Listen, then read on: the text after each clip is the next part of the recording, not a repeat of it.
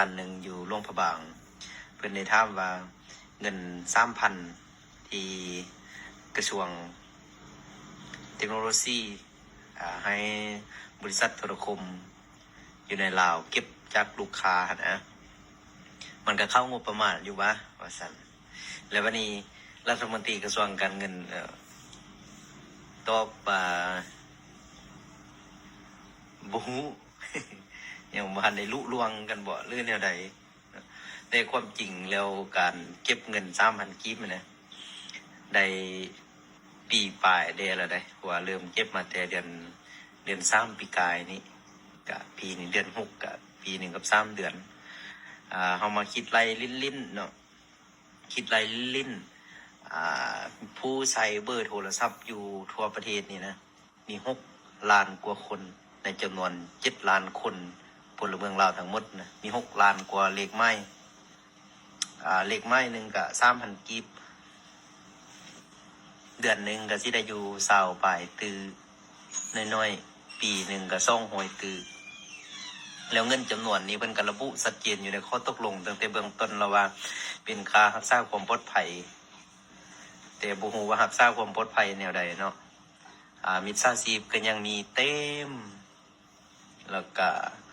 พวกแก๊งคอลเซ็นเตอร์ก็ยังโทรมาลอกล่อนตลอดแล้วก็บ่มีหน่วยงานให้แจ้งอีกว่าเวลาทึกโลกเขาจะไปยืนหรือไป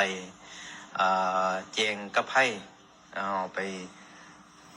เสนอต่อหน่วยงานใดมี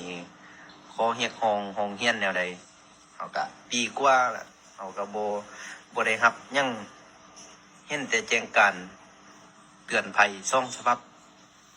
ปีกว่าเงิน20ปลายตือต่อเดือนได้แจ้งการ2 ฉบับ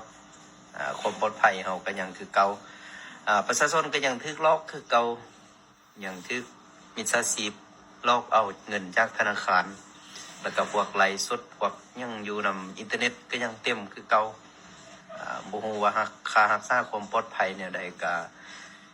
ถ้าเป็นไปได้ในระยะที่มีกองประชุมสภานี้เพิ่นก็อาจจะมีการชี้แจงกันติบ่เนาะ